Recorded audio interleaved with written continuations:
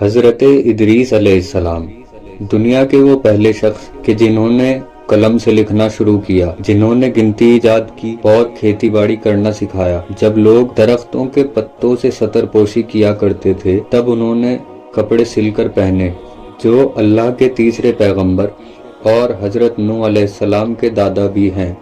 خداوند عالم قرآن مجید کی سورہ مریم میں فرماتا ہے، اے رسول ادریس کو یاد کرو، وہ یقیناً تصدیق کرنے والے اور بڑے سچے پیغمبر تھے، اور ہم نے ان کو بہت اونچی جگہ بلند کر کے پہنچا دیا۔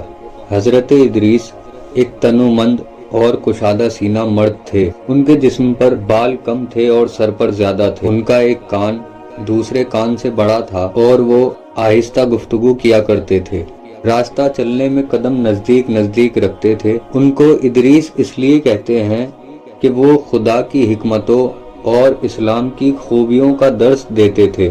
اپنی قوم میں انہوں نے عظمت و جلال الہی کے بارے میں غور و فکر کیا اور کہا کہ آسمان و زمین اور اس خلق عظیم اور سورج چاند ستاروں اور بادلوں اور تمام مخلوقات کا کوئی خالق اور پیدا کرنے والا ہے، جو اپنی قدرت سے ان میں تدبیر اور اصلاح کرتا ہے، لہذا سزاوار ہے کہ میں اس کی عبادت کروں جو لائق عبادت ہے۔ اس طرح سے انہوں نے اپنی قوم کے ساتھ خلوت اختیار کی اور ان کو نصیحت کرتے اور خدا کی یاد دلاتے اور خدا کے عذاب سے ڈراتے اور خالق کائنات کی عبادت کی دعوت دیتے تھے۔ اس تبلیغ کے سبب ان میں سے ایک ایک کر کے 7 افراد ان کے ہموار ہو گئے، پھر 70 تک تعداد پہنچی، پھر 700 اور پھر 1000 لوگ ان کے ہموار ہو گئے۔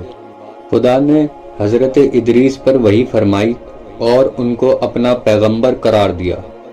خدا نے ان کی اور ان لوگوں کی جو آپ پر ایمان لائے اپنی عبادت کی جانب رہنمائی کی، تو وہ لوگ برابر عبادت میں مشغول رہتے اور کسی کو خدا کے ساتھ شریک نہیں کرتے تھے۔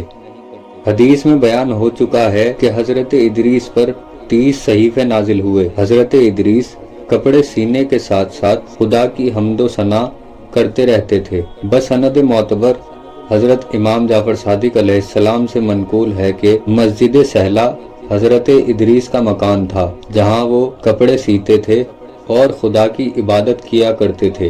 جو شخص اس جگہ پر دعا کرتا ہے، خداوند عالم اس کی حاجت قبول کرتا ہے اور قیامت میں اس کو مقام بلند تک پہنچائے گا، جو حضرت ادریس کا مقام ہے۔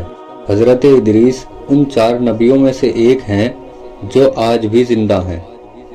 خدا نے جب ادریس کو آسمان پر اٹھا لیا تو وہ لوگ جو آپ پر ایمان لائے تھے، سوائے چند افراد کے، سب دین سے منحرف ہو گئے۔ ان کے درمیان اختلافات نمایاں ہوئے اور بدعتیں پیدا ہوئی، یہاں تک کہ حضرت نوح کا زمانہ آ گیا۔